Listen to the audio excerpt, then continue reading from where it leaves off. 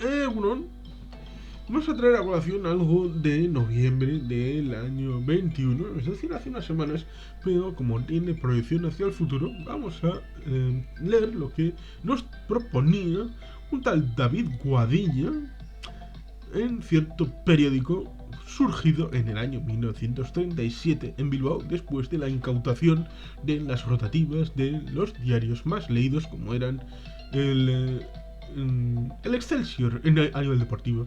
Esto, vayan a buscarlo.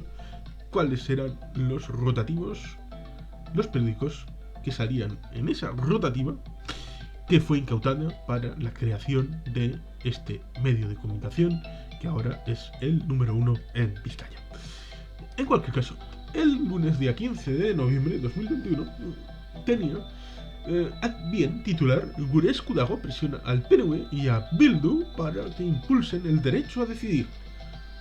La plataforma traslada que ya es hora de moverse y prepara para julio de 2022, y por eso aún queda tiempo para tener esta forma de reflexión. Su primer gran acto coordinado con la ANC y con Òmnium Cultural de Cataluña. Primero, la reflexión acerca de Cataluña. Bueno, está el asunto del procés,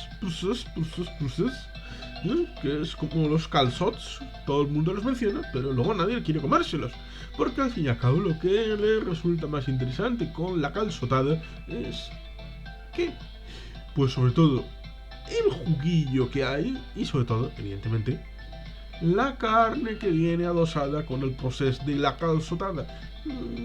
Al turrón, lo importante es el turrón y la carne, y por lo tanto eso es lo importante en la calçotada. Los calçots son acompañantes por ahí, pero son trampantojo para acompañar, a pesar de que den el nombre al asunto. Y parece que en el ámbito político pasa 3/4 de lo mismo, en el que el ámbito de Òmnium Cultural y el ANC, pues por ejemplo, no hubieran dado ni de coña para un solo diputado por Barcelona si se hubieran presentado a las elecciones, pero quieren ser los guías de la revolución procesista y después de haber fracasado y tener absolutamente cero, pásenme la carta de los resultados del proceso, que seguramente venga en una servilleta de cualquier restaurante de Cataluña o de un bar. ANC y Òmnium cayeron en el desprestigio y en la inactividad, haciendo cosas como 20 personas reuniéndose en la salida de la Volkswagen en Martorell, es decir, en la SEAT, tratando de impedir o de protestar por la visita de el rey de las Españas, Felipe VI, Felipe V Palito, cuando trataron de llevar a Martorell lo de las baterías eléctricas, curiosamente en detrimento de Landhaben en Navarra. Pero bueno, estas cosas mejor no tocarlas porque claro, algunos catalanes llevándose el pan de los hijos de los navarros, ¿cómo puede ser? La competencia desleal y todo esto, lo más allá. Pero claro, hay que defender el derecho de los catalanes a autosabotearse a sí mismos, con el tema de Nissan, con el tema de la propia SEAT en Martorell, y muchas otras cosas que hacen en su legítimo derecho de hacer cosas o de no hacerlas, como por ejemplo que completamente en esos tipos de actos, como aparezca Felipe V Palito, pues el gobierno de la Generalitat ya no va, o va por detrás para que no salga la foto, pero en la comida o en la cena sí aparecen, lo cual es un tanto esquizofrénico. Lo mismo de esquizofrénico que esta realidad. Gurescu dago, pero si eso está más viejo que el betún. está sobrepasadísimo. Esto está ya a años luz, no tiene absolutamente ningún recorrido y no tiene ningún sentido. Ya no tenía ningún sentido cuando se hacían cadenetas. Hay gente que va a comer alubias con sacramentos a la arboleda y otra gente que hace cadenetas en las carreteras de Euskadi. Bueno, hay gustos para todo y hay que aceptarlo, sobre todo en un país que gusta mucho el cicloturismo y gusta mucho el Tour de Francia, y otras carreras. Por ejemplo, en el año 23 vamos a tener 3 etapas del Tour en Tierra Vasca, y está muy bien.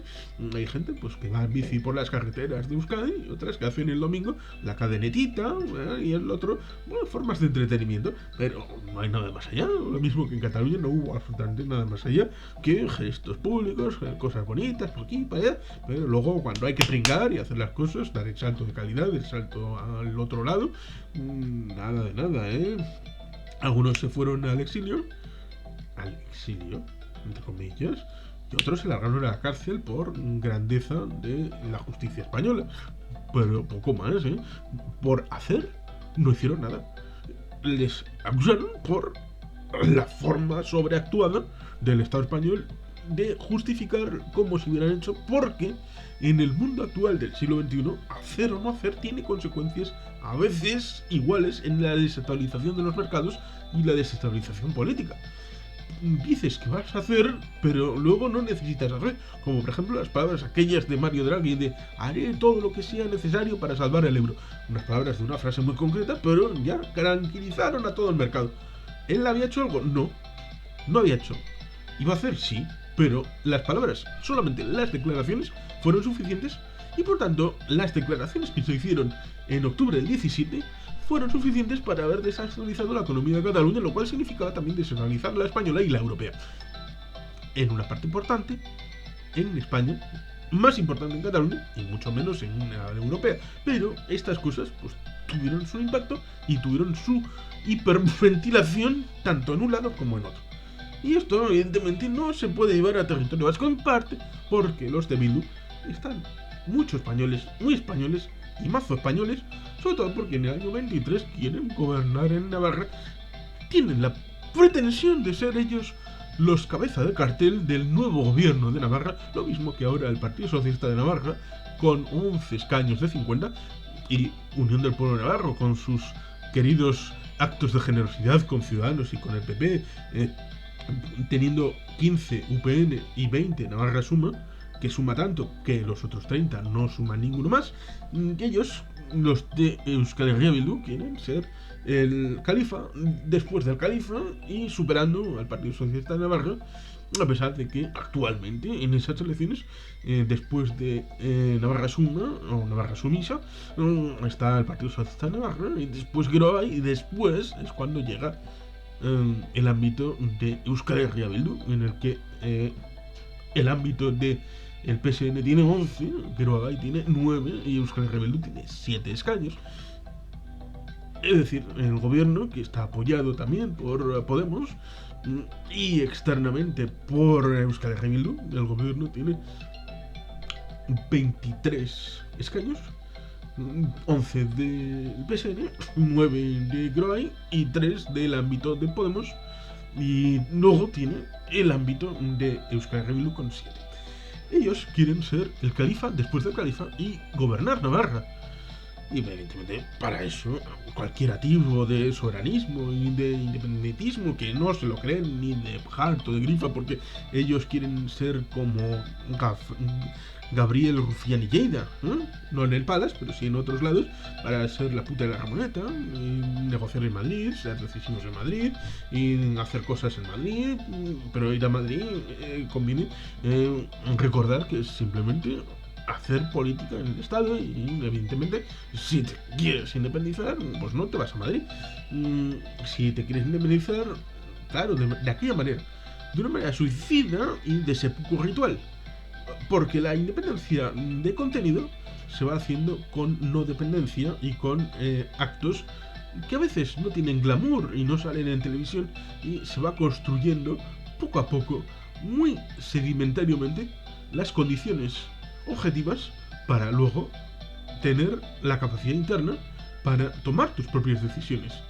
Al fin y al cabo, el marchamo de la independencia es un certificado única y exclusivamente.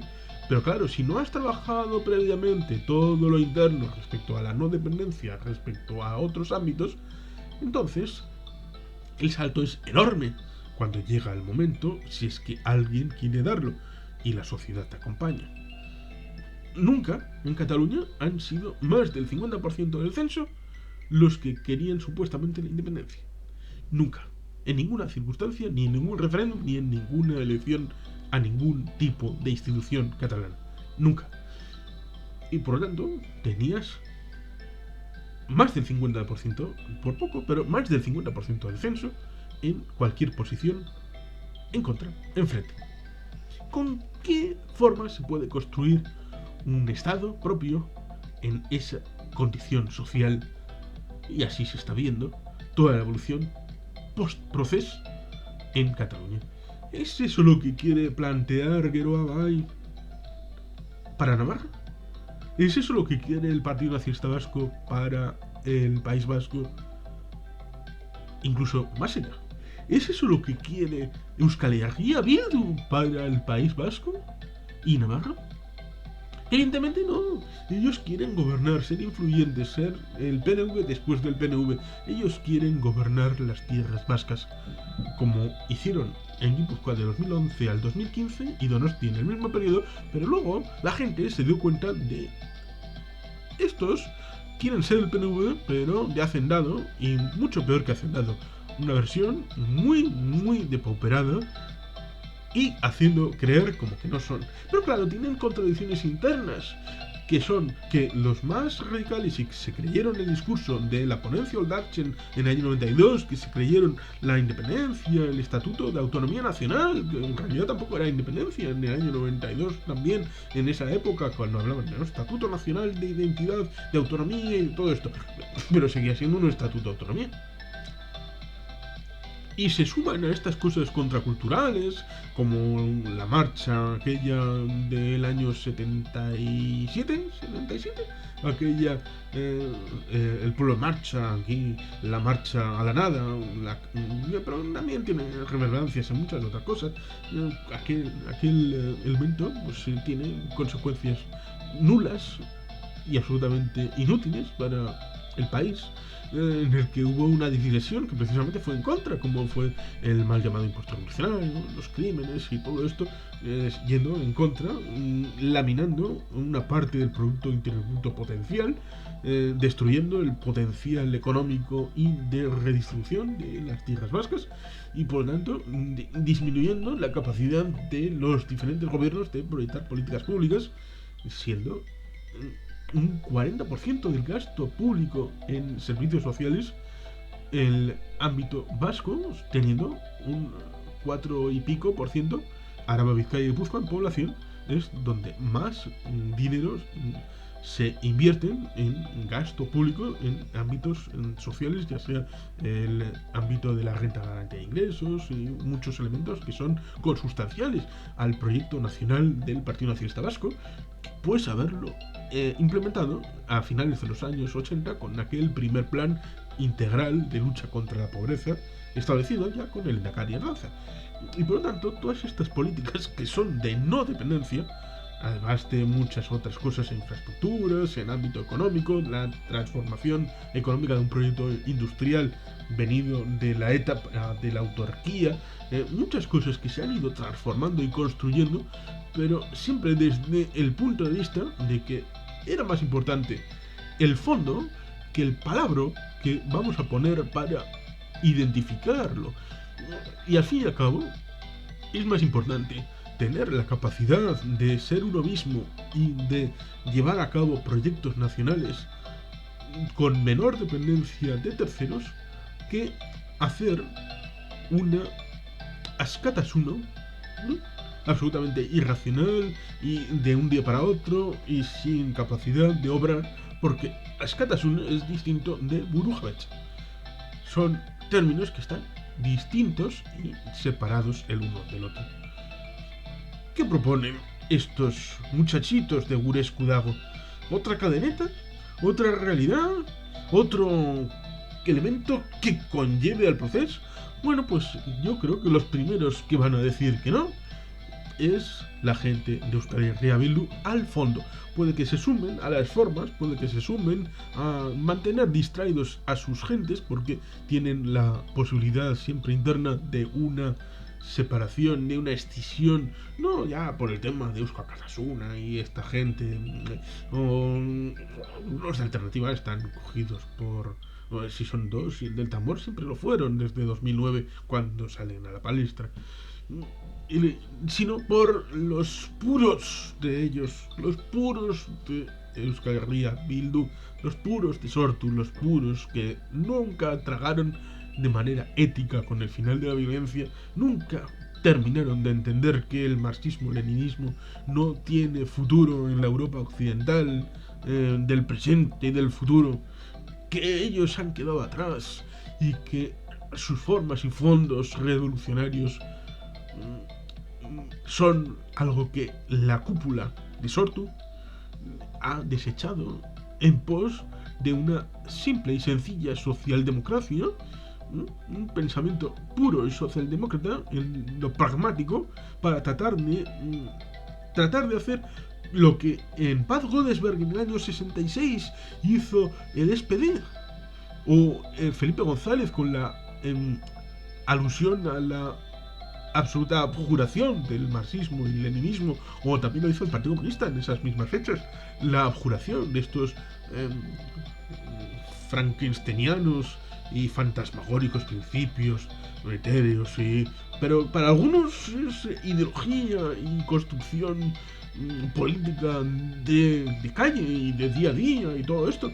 Pues a esa gente le puede chocar la realidad objetiva de lo que está haciendo Sortu y de lo que está haciendo Euskal Herria Bildu para tratar de llegar a gobiernos en el ámbito de Araba, Vizcaya, Guipúzcoa y Navarra, y también en la relación con Madrid y la relación de ser decisivos frente a Pedro Sánchez y ser el socio ahí que pone quita, aunque evidentemente un pequeño secreto, todo lo que pueda hacer o decidir Euskal Herria Bildu viene condicionado por lo que haga su hermanito mayor, que sería Esquerra Republicana de Cataluña.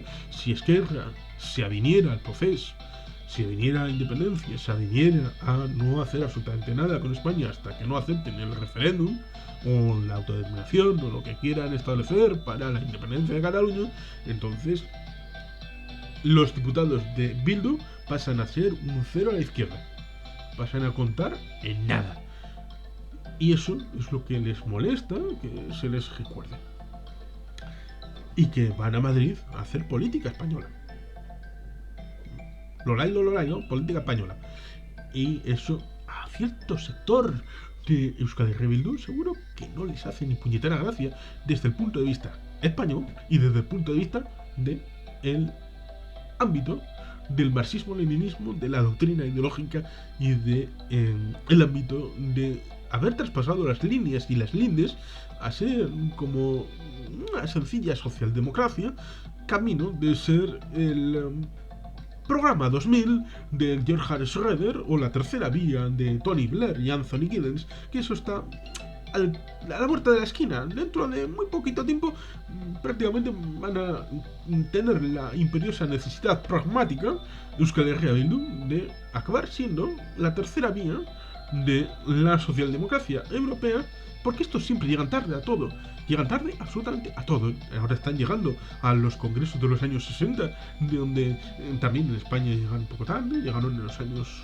80, 70, finales de los 70, en eso de eliminar el marxismo, el leninismo, el maoísmo y todo esto, y luego llegarán a lo que sucedió a finales de los años 90, que es la terciarización, es decir, el ámbito de la tercera vía de las formaciones socialdemócratas, como en Francia el Partido Socialista, en el ámbito británico con el Partido Laborista, el SPD y otros partidos que formalmente eran socialdemócratas de toda la vida, pero acabaron virando, como acabará virando Euskal Herria Bildu, que vamos, en un momento dado se podrá decir prácticamente que son de centro, prácticamente serán el nuevo centro, pero eso les deja a toda la población militante de Sortu muy fuera de esa...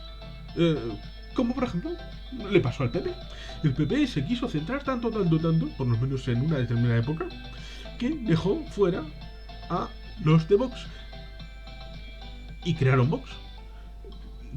¿Cuál sería el Vox de Sortu? ¿Ata? ¿Ata sería el Vox de Sortu? Ahí está su desafío interno.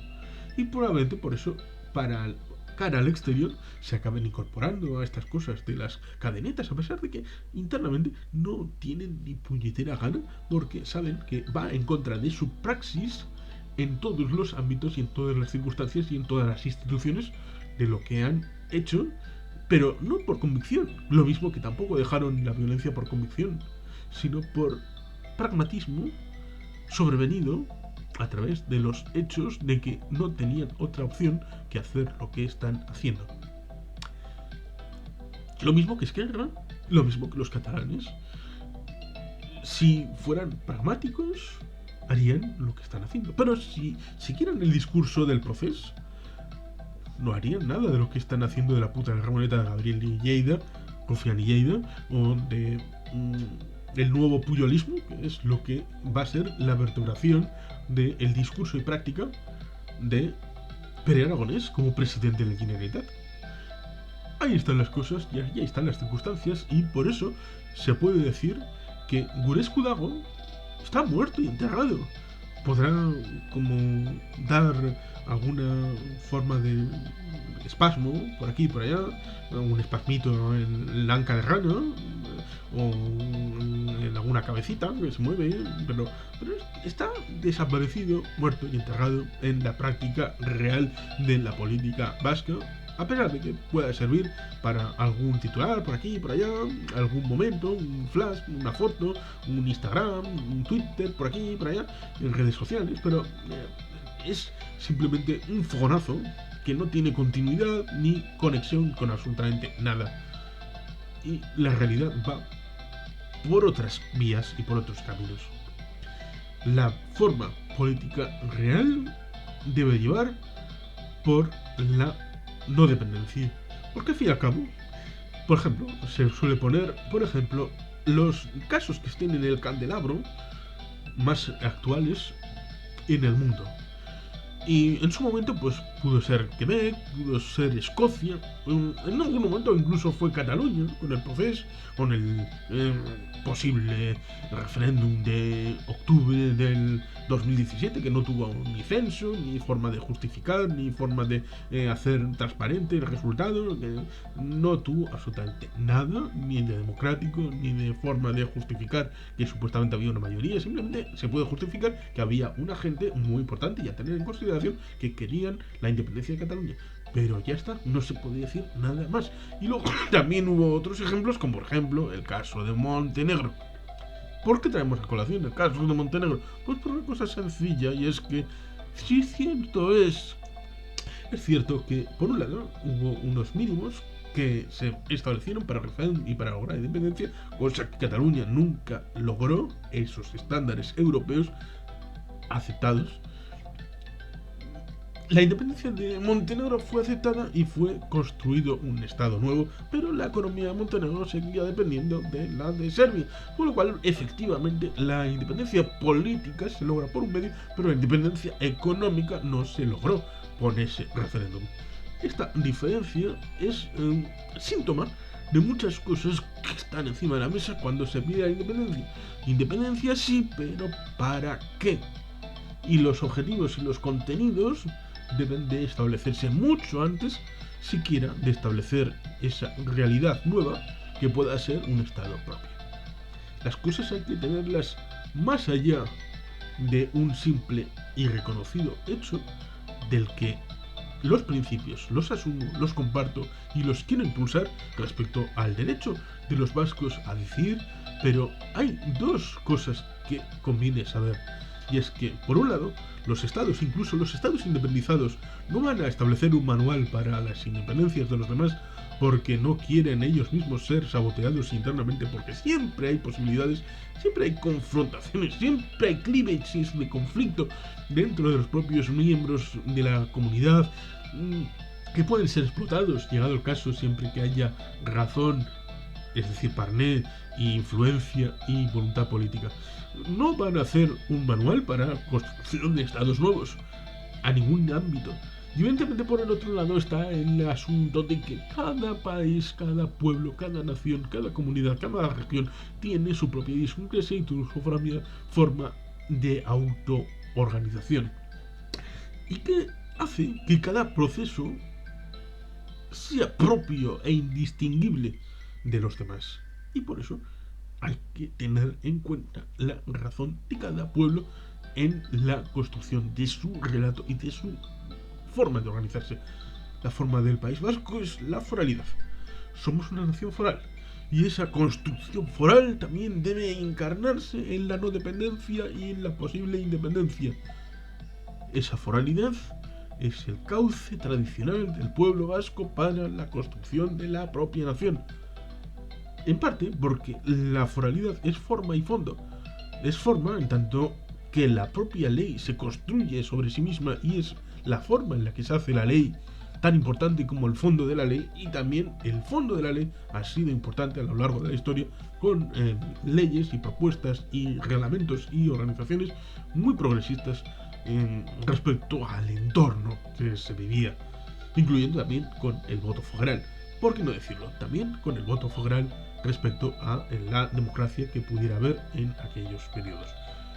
Y por lo tanto, podemos decir con absoluta naturalidad que para los vascos la Revolución Francesa fue un puñetero timo que nos privó, por ejemplo, en el ámbito del norte directamente a finales del siglo XVIII y después en el largo siglo XIX a través de la imposición del nacionalismo español, del ámbito foral de decisión.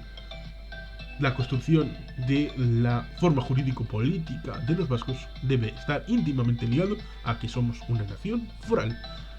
Y porque esa es la forma y nuestra voluntad debe estar incardinada en eso, precisamente hay que tener confianza en la propuesta práctica y real que lleva a cabo el Partido Nacionalista Vasco con una visión nacional de los tres ámbitos del País Vasco, de Navarra y de Iparralde desde una prisma nacional, foral y de construcción real de la nación, sin saltos de fe y siempre desde el realismo y desde el pragmatismo.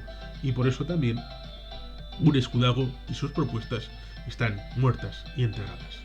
El futuro se construye andando, se construye con hechos, se construye con actos, se construye con realidad, con ladrillos de la realidad y no de fantasías y de gustos o de preferencias que pueden ser asumidas por mucha gente, pero que simplemente son relatos de ciencia ficción. Relatos que son muy divertidos de leer, pero que están muy lejos de la realidad real, y lo importante es tener los pies en el suelo para construir el mañana desde lo real hacia los deseos. Esta sería mi reflexión, y por lo tanto ni caso a Ure Escudago, ni caso a la ANC y ni caso a Omnium. Son el pasado, son el humo que queda después de la nada. Y por más que en alguna película llegan a decir, de las partículas de humo no se puede reconstruir la casa, pero la casa, cuando se puede quemar y se quema, acaba en humo. Ese es el futuro de la nación, de la mía no. No quiero ese futuro. Nación foral, futuro y derecho a decidir vasco. Y sin más, eskerrik asko, agur bat, beti jelpea.